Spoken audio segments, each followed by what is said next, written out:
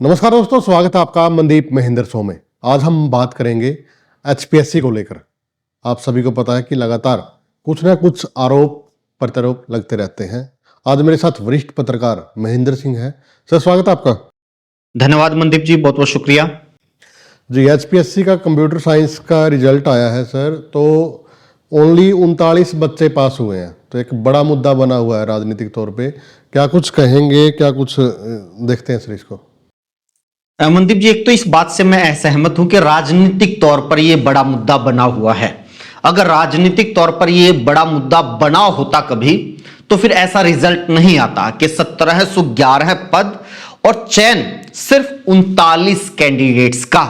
और अब इसमें से भी हरियाणा के कितने हैं, बाहर के कितने हैं, यह अलग बहस है। यह एक तरह से सिलेक्शन नहीं है, यह रिजेक्शन है। ये सिलेक्शन प्रोसेस नहीं है, ये रिजेक्शन प्रोसेस है।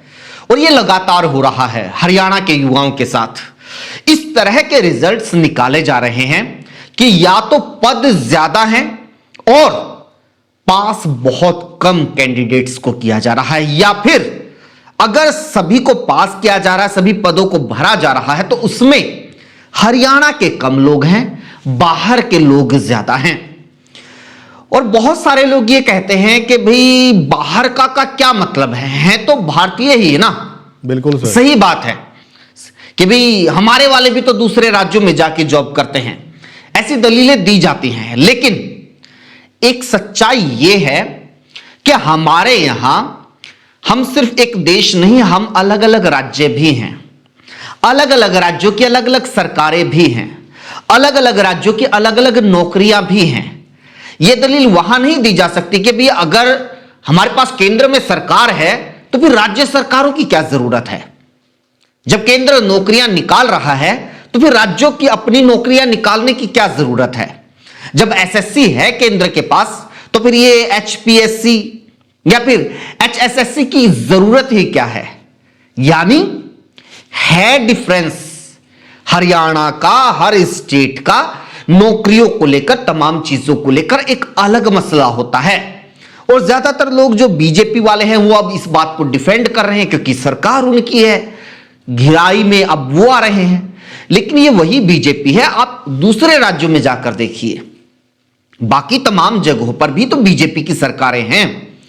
क्या बाकी जगहों पर वहां की सरकारें ये कोशिश नहीं करती कि उनके राज्य की जो जो नौकरियां हैं उनमें ज्यादातर उन्हीं राज्यों के युवाओं का सिलेक्शन हो?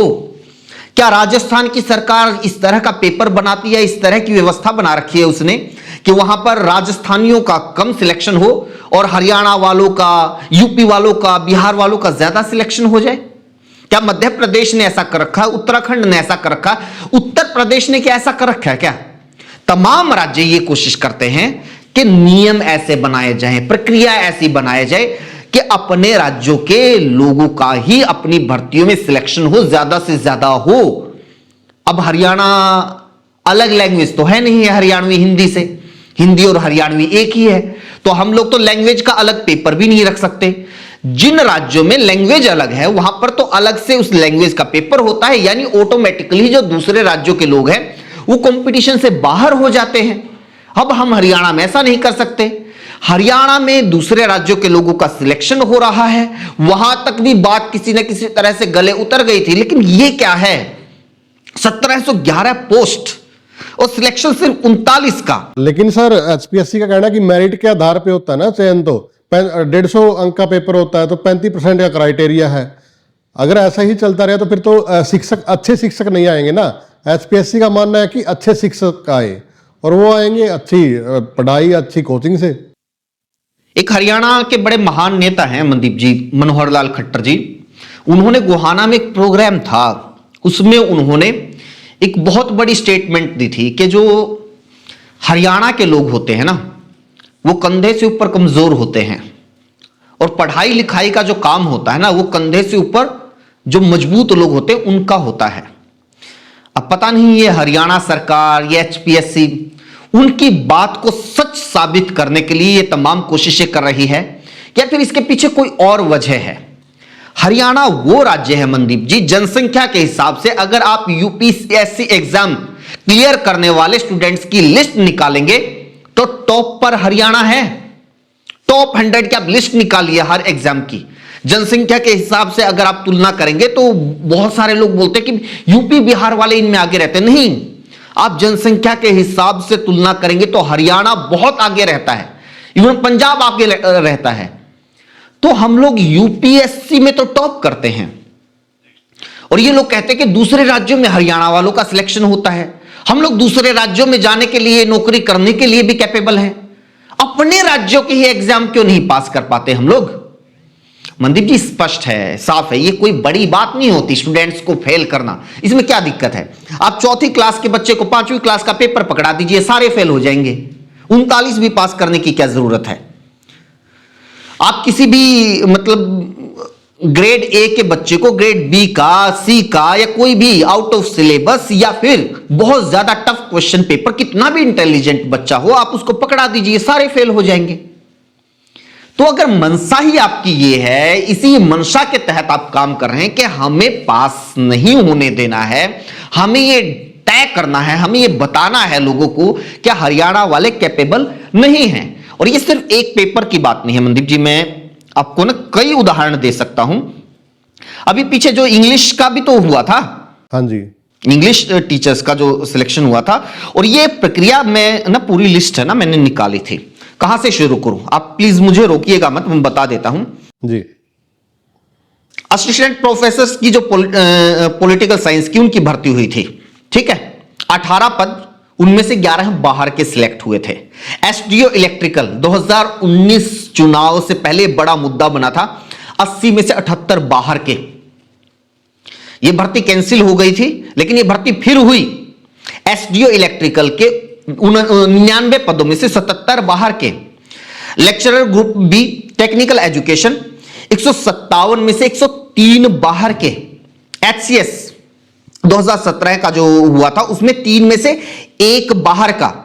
एचपीएससी की डीएचओ की जिला हॉर्टिकल ऑफिसर की भर्ती हुई थी, उसमें 16 में से 12 बाहर के। एचपीएससी एक्स में 7 बीडीपीओ की जो भर्ती हुई थी उसमें 4 बाहर के, आधे से ज्यादा। इसके अलावा जो इंग्लिश का जो असिस्टेंट प्रोफेसर की मैं बात कर रहा था, 613 पद थे। इंटरव्यू के लिए कितनों को बुलाया गया? सिर्फ 151 लोगों को। ईडब्ल्यूएस, हम लोग ये बार बार है ना रिजर्वेशन लेकर या देकर खुश हो जाते हैं, लड़ते भी रहते हैं रिजर्वेशन के मामले में। 60 पद, 60 में से सिलेक्शन कितनों का हुआ? ईडब्ल्यूएस में सिर्फ 6 का। क्या फायदा है इस रिजर्वेशन का? बीसीबी 36 पद, लेकिन पास कितनी हुए? सिर्फ 5। बीसीए पोस्ट थे 85, लेकिन पास हुए सिर्फ 3। ओएससी, क्योंकि अभी एससी को भी 2 अलग अलग उसमें कैटेगरी में बांट दिया ना, 60 पोस्ट थी लेकिन पास हुए सिर्फ 2। डीएससी जो बहुत बड़ा मुद्दा बना था अभी हमारे चुनाव में, 60 पोस्ट थी लेकिन पास सिर्फ 1। ये जो एससी डीएससी ये अलग अलग करने की या अलग अलग आरक्षण अलग अलग कैटेगरीज में बांटने की जरूरत ही क्या थी? ये तमाम पैमाने, इतनी लड़ाइयां क्यों हुई जब आपको उनको भर्ती ही नहीं करना? असली लड़ाई यहां पर आकर शुरू होती है जी। और आप देखिए एचसीएस एक्सबीआर कुल पत्ते 100, भरे गए सिर्फ 61, खाली रह गए 39। पीजीटी म्यूजिक कुल पत्ते 80, भरे गए 25, खाली रह गए 55। पीजीटी पॉलिटिकल साइंस कुल पत्ते 287, भरे गए 192, खाली रहे 95। लेक्चरर इलेक्ट्रिकल कुल पत्ते 61, भरे गए 40, खाली रहे 21। लेक्चरर कंप्यूटर इंजीनियरिंग कुल पत्ते 44, भरे गए 34, खाली रहे 10। लेक्चरर इंस्ट्रूमेंट कुल पद 17 है, भरे गए 8, खाली रहे आपके 9। PGT physical education and fine arts के 1325 पदों में से सिर्फ 642 भरे गए, 683 पद खाली रहे। ये इतनी लंबी लिस्ट है मनदीप जी। उन बच्चों का सिलेक्शन नहीं हो रहा जो स्कूल से लेकर कॉलेज और यूनिवर्सिटी तक में टॉपर रहे, जिन्होंने नेट जेआरएफ तक क्लियर किया, जो यूपीएससी क्लियर कर चुके हैं, बार बार नेट क्लियर कर चुके हैं। उन बच्चों का सिलेक्शन हमारे एचपीएससी की परीक्षाओं में नहीं हो रहा है। क्या सच में ही वो योग्य नहीं है? जी, तो इस लेवल पे आवाज़ क्यों नहीं उठाई जा रही सर? सबसे बड़ी बात ये है कि जैसे किसान आंदोलन था, जब फसलों पे बात आई तो सारा किसान खड़ा हो गया, आंदोलन किया। अब बुजुर्गों की बात आई तो बुजुर्ग साथ में खड़े हैं, लेकिन ये तो उससे भी बड़ा मुद्दा है। तो क्यों नहीं विपक्ष ये चीज़ें उठा पा रहा? क्यों नहीं विपक्ष विधानसभा में स्पेशल इन चीज़ों के लिए कोई ऐसा प्रावधान करता कि एक दिन के लिए इसी पे चर्चा होगी? तो क्यों, क्या वजह है सर? दो चीजें हैं मनदीप जी। एक तो देखो, विधानसभा का भी सेशन आएगा, तो कल ही हम लोग इसके बारे में बात कर रहे थे, तो वहां पर एडजन मोशन या फिर आपका ध्यानाकर्षण प्रस्ताव, कोई ना कोई प्रस्ताव स्पेशल चर्चा के लिए जरूर लगाया गया है। तो उस पर चर्चा होगी, कितनी होगी, क्या जवाब मिलेगा, ये बाद की बातें हैं। ये मुद्दा क्यों नहीं बन पाता, ये सवाल बड़ा महत्वपूर्ण है मनदीप जी। ये जो नौकरियों की तैयारी करने वाले जो बच्चे होते हैं, कितने होते हैं एक एक गांव में? 2, 4, 5, 10 जी। और ये भी पढ़ने लिखने वाले बच्चे, जिनको घर वाले भी कोई काम नहीं बताते कि ना बेटा तू पढ़ ले, पानी का गिलास भी मैं आप पे उठ कर ले लूंगा, कि भी आप सारा फोकस अपनी पढ़ाई पे रखो। पहली बात तो ये बच्चे संख्या में कम है। दूसरी बात, ये वो सॉफ्टवेयर नहीं है जो सड़क के ऊपर आंदोलन करे। तीसरी बात, विपक्ष इनकी ढाल नहीं बनता, नहीं बनेगा, क्योंकि विपक्ष को पता है कि अगर आप इस मुद्दे को उठाओगे तो बीजेपी के पास हजारों हथियार हैं आपकी कमियां गिनवाने के। बीजेपी तो इस पिच के ऊपर मास्टर है, जबरदस्त खेलेगी, आगे बढ़ बढ़कर छक्के मारेगी। बीजेपी तो चाहती है विपक्ष आए इस पिच के ऊपर खेले। तो विपक्ष की पुरानी सरकारों की कमियां गिनवाकर बीजेपी अपने आप को साफ सुथरी पार्टी, साफ सुथरी मेरिट के आधार पर नौकरी देने वाली सरकार घोषित करके अपनी वाहवाही ही लूटेगी। यह मुद्दा तब तक नहीं बनेगा जब तक यह मुद्दा सरकार वर्सेस युवा ना हो। यह मुद्दा हरियाणा के भविष्य, हरियाणा के एजुकेशन सिस्टम, हरियाणा के युवाओं से जुड़ा ना हो। जब तक ये सरकार वर्सेस विपक्ष में रहेगा तो बीजेपी को कोई फर्क नहीं पड़ने वाला। और यह बात बीजेपी ने पिछले कार्यकाल में देख ली है। कुछ नहीं होता है। पिछले कार्यकाल में भी कितनी भर्तियां हुई, ज्यादातर भर्तियां कोर्ट में जाके लटक गई। जानबूझकर भर्तियों के भीतर ऐसे लूप होल छोड़े गए कि वो कोर्ट में चैलेंज हो ही हो। कई हजार भर्तियों के रिजल्ट लास्ट में रोक लिए गए और एक तरह से कहा गया, फिरौती मांगी गई कि आप हमें वोट दो, हम इन भर्तियों का रिजल्ट देंगे। और हुआ ये, उन युवाओं ने जो उन भर्तियों के रिजल्ट का इंतजार कर रहे थे, हजारों के हजार युवा, उनके परिवारों ने बीजेपी को वोट दिया। अब आप चिल्लाते रहो कि अभी भर्तियां नहीं हो रही, 2 लाख पद खाली पड़े हुए हैं, इनके ऊपर भर्ती करने का वादा करके बीजेपी सत्ता में आई थी, लेकिन नहीं हो रही है उस स्पीड से भर्तियां। 50,000 भर्तियां हो जाए, जितने लोग रिटायर होते उतनी भी टोटल भर्तियां हो जाए तो बड़ी बात है। लेकिन अब वो जो भर्तियां करनी है वो जरूरी थोड़े है कि अभी तो 1 साल हुआ है सरकार को, अभी दे के बैठ जाएंगे तो फिर आगे वोट किस आधार पर मिलेंगे?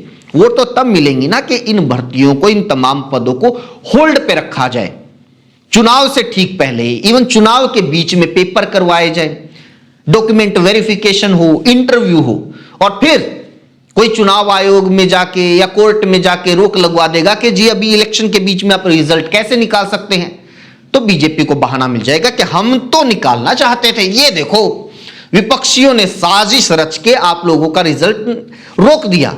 और ये बच्चे विपक्ष के पीछे पड़ जाएंगे, लास्ट में फिर यही होगा। तो आप ये मान के चलिए कि ये सब सोचा समझा और ठीक ठाक तरीके से, वेल कैलकुलेटेड तरीके से हो रहा है। वरना तो क्या ये संभव है कि हर बार ये मुद्दा बन रहा है? आपकी सरकार के तौर पर छीछा लेदर हो रही है, फिर भी आप इस तरह के रिजल्ट निकालें।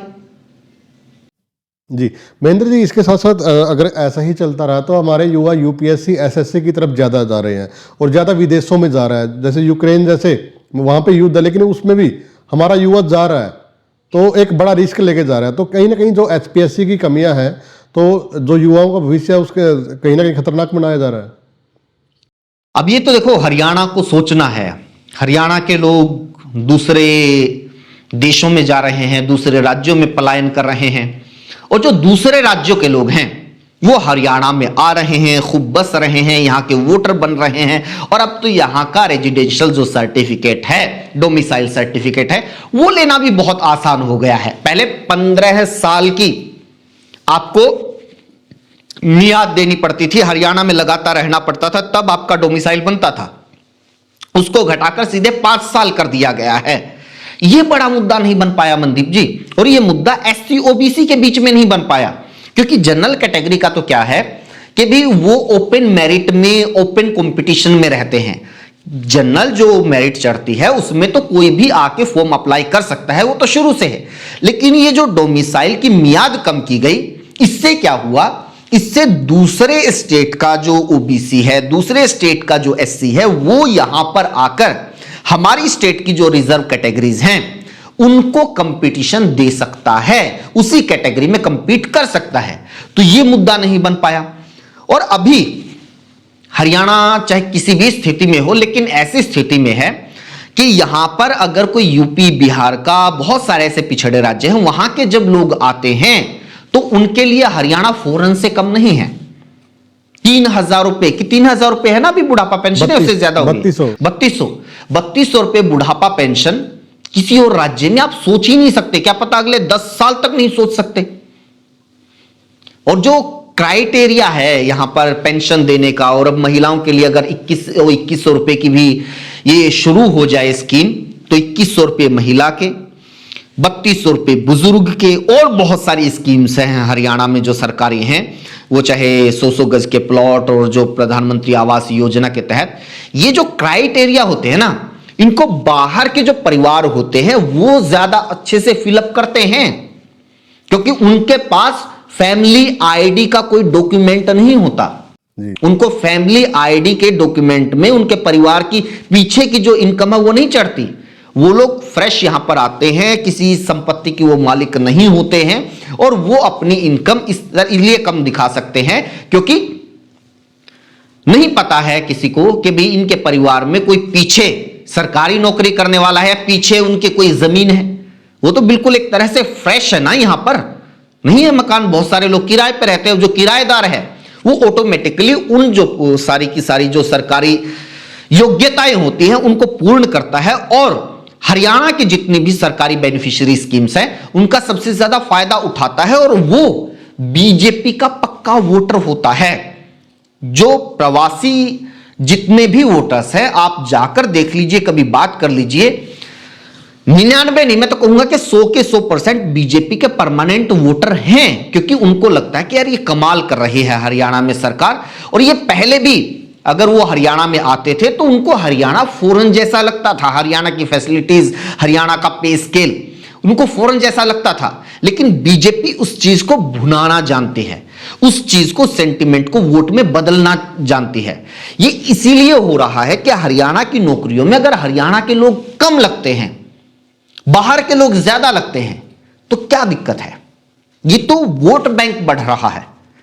ये slow and steady wins the race वाला मामला है कि धीरे धीरे आप इतने स्ट्रोंग हो जाएंगे इस स्टेट के अंदर कि आपको कोई चुनौती देने वाला रहेगा ही नहीं।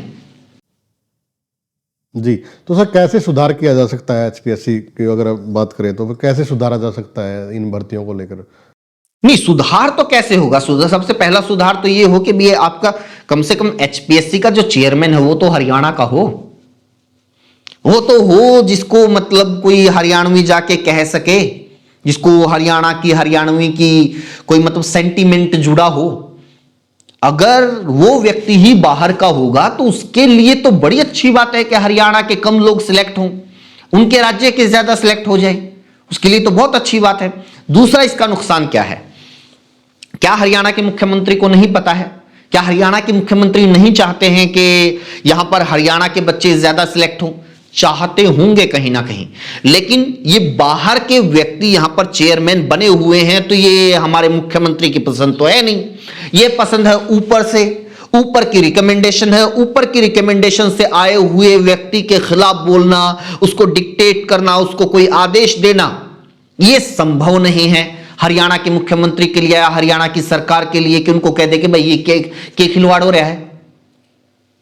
तो जो फैसले हैं वो अभी भी हाईकमान की तरफ से दिल्ली से लागू होते हैं। इसीलिए हरियाणा की सरकार भी एक तरह से असहाय ही मान के चलिए आप इस स्थिति में, वरना तो संभव नहीं है कि भाई यार बार बार ये मुद्दा बन रहा है, या तो आप भर्ती मत करो, वो भी बल्कि बीजेपी के लिए ठीक है, लेकिन भर्ती बार बार आप ऐसी कर रहे हैं जिससे बैठे बैठाए विपक्ष को, विरोधियों को मुद्दा मिल रहा है, तो ये तो आप या तो सोच समझ के कर रहे हैं, या फिर आप इतने ऊपर हो गए हैं कि आपको परवाह ही नहीं है सरकार की, हरियाणा की। इसमें एक बात और है, सरकार की सरकार इसमें दखल नहीं दे सकती। आर्टिकल 335 है शायद, तो उसके तहत ऐसा प्रावधान है कि सरकार इसमें दखल ही नहीं दे सकती। बिल्कुल सही कहा, बॉडी है ये बिल्कुल सही कहा, ये संवैधानिक संस्था है। तकनीकी तौर पर, संवैधानिक तौर पर सरकार इसमें दखल दे ही नहीं सकती। लेकिन ये वही सरकार है जिसके मुख्यमंत्री थे मनोहर लाल खट्टर। एक बार उनसे सवाल पूछा गया, वो शायद एमडीयू यूनिवर्सिटी में कोई प्रोग्राम कर रहे थे, उनसे पूछा गया कि भी पहले तो ऐसे भर्तियां होती थी, पेपर हो गया, फिर कई कई महीनों के बाद रिजल्ट आता था, लेकिन अब की बार ये कोई एक पेपर हुआ था, मैंने एचपीएससी के उसको सेक्रेटरी को या पता नहीं चेयरमैन को फोन किया कि जी आप रिजल्ट कितने दिन में निकाल दोगे? बोला जी भी लग जाएगा हफ्ता 2 हफ्ते, उसने जो भी बताया। तो मैंने कहा कि भी इतना टाइम क्यों, कितनी टाइम में निकल सकता है? बोला जी ये तो अभी तो उसमें कंप्यूटराइज्ड है सारा, सब कुछ स्कैन करेंगे तो अभी भी तैयार हो जाएगा। तो बोला अभी निकालो। जब तक बच्चे घर पहुंचे उनका रिजल्ट निकल गया, पेपर देके घर पहुंचे उनका रिजल्ट निकल गया।